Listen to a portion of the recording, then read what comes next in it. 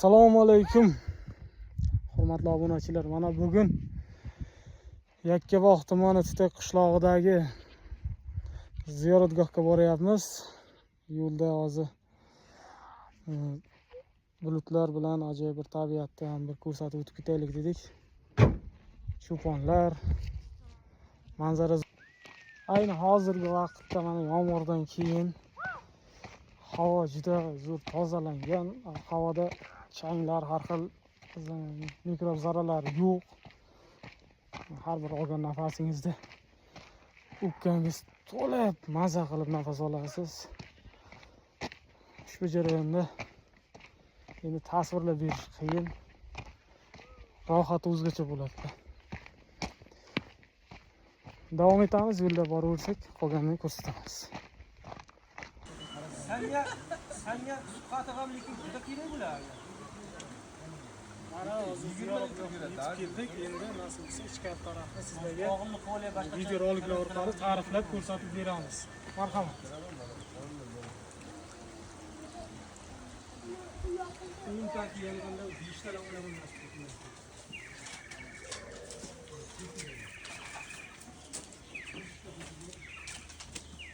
Bu ziyoratgohning ichki tarafdagi ko'rinishi.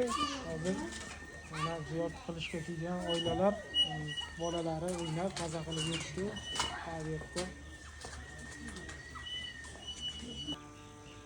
Ziyoratgohning ichkari qismidagi mana shu yerdan buloq suvlari sizib chiqadi. Bu suv anchagina shifobaxshligi bilan elga tanilgan.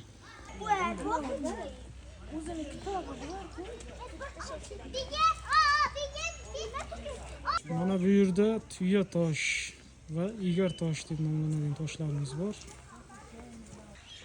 Ushbu ziyoratgohimizning tarixi qadimlardan bo'lib, bu yerning tarixida Amir Temur bobomiz bilan bog'lanadi va o'sha davrlarda Amir Temur bobomiz o'zining pirlar, ilmli, ziyoli ustozlarga qiziqishi bo'lganligi uchun bu yerning ta'rifini eshitadi.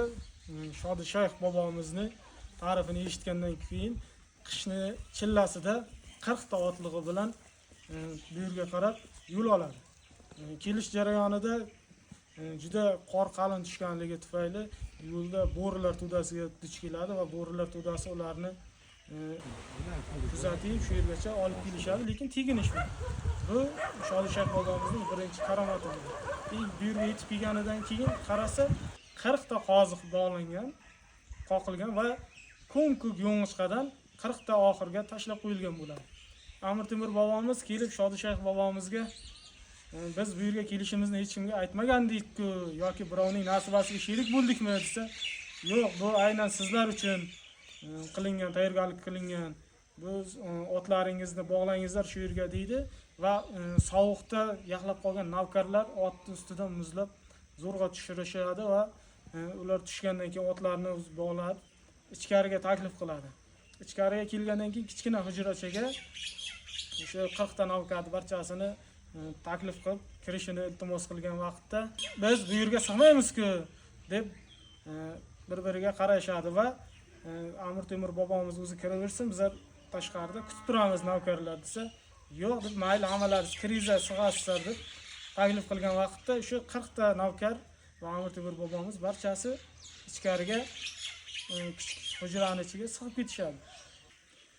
Endi bu yerdagi Shodi Shayx bobomizni karomatini bilish uchun kelganligi uchun Amir Temur bobomiz o'zining navkarlariga sen tashqarini, sen esa ichkarini kuzatasan deb tayinlab qo'ygan bo'ladi.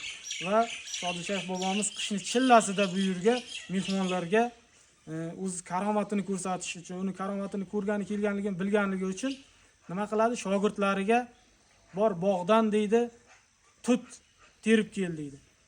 Keyin shogirdi chiqib ketadi va uni orqasidan navkar ham sekingina tashqari chiqish bahonasida chiqib uni kuzatadi.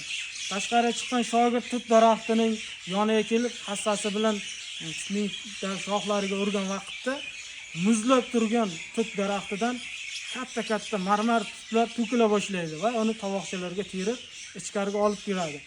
Keyin Shodi Shayx bobomiz ikkinchi shogirdiga qarab yuzlanib, bor toklardan uzum terib kel deb topshiriq beradi.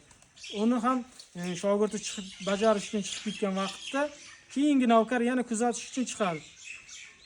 Haligi shogird qorlarning orasidan qo'lini shunday tokni orasiga tiqib, katta sayna uzumlarni uzib tovoqqa joylab olib kirib keladi. Uni o'z ko'zi bilan ko'rgan navkarlar Amir Temur bobomizga sekingina shipshitib aytib qo'yishadi.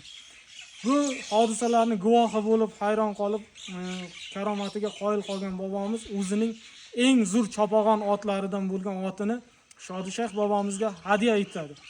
Va Shodishayx bobomiz bizga hadyalar faqat qurbonlik uchun beriladi. Uni otni so'yinglar deb ushbu mana shu Xonjaloq deydi mahalliy aholi. Shu yerda kelgan qurbonliklar so'yiladi hozirda. Mana shu yerga so'yishni buyuradi. Otni yotqizib so'yayotgan vaqtda qassobning pichog'i otni yarmini kesgandan keyin yog'ini kesmay qoladi. Nimaga? Chunki Amir Temur bobomiz ichidan o'tkazadiki, agarda qurbonlik qilishini bilganimda men bunga boshqa yaxshi ot bergan bo'lardim, go'sht qiladigan. Men bunga chopag'on jangchi otimni beruvdim deb ichidan o'tkazadi va shu tufayli qassobning pichog'i otga o'tmay qoladi va qassob Shodishayx bobomizga ruxsat eting taqsirim, pichog'im o'tmayapti degan vaqtda bo'ldi so'yma deydi va kelib turib otning bo'ynidan bir silagan vaqtda ot yana tirilib yarasi bitib ketadi. Va Amir Temurga siz ichingizdan menga bu otni berishga achindingiz, shuning uchun bu so'yilmadi deb aytadi. Amir Temur bobomiz hayron qolib unga ko'plab hadyalar sovg'a qiladi va otni Shodishayx bobomiz Amir Temur bobomizga yana qaytarib, bu ot o'zingizga hali ko'p yillar xizmat qiladi deb qaytarib beradi. Ushbu masjidimiz ham sizlarga ko'rsatib o'tamiz. Juda ko'p tarixga ega bo'lib, lekin aynan qachon qurilganligi haqida mahalliy aholida fikrlar yo'q.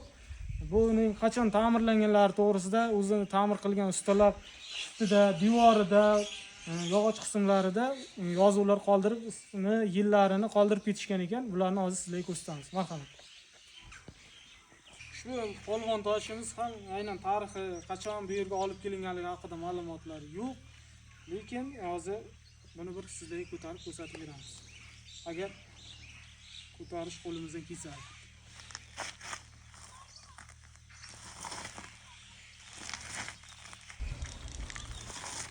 Bu tosh shunchalik og'ir ekanki, hozir qimirlatishga ham ancha qiynalyapman.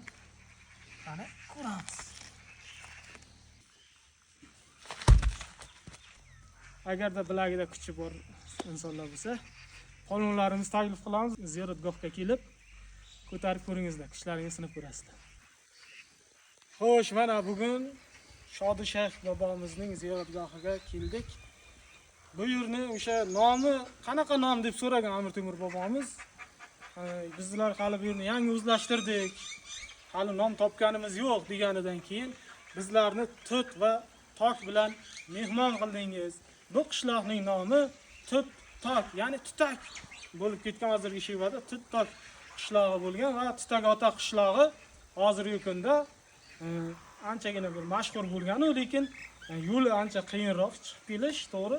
Sizlarni ushbu ziyoratgohimizga taklif qilamiz va keyingi ziyoratgoh qayer bo'lishini kommentariyada yozib qoldiring.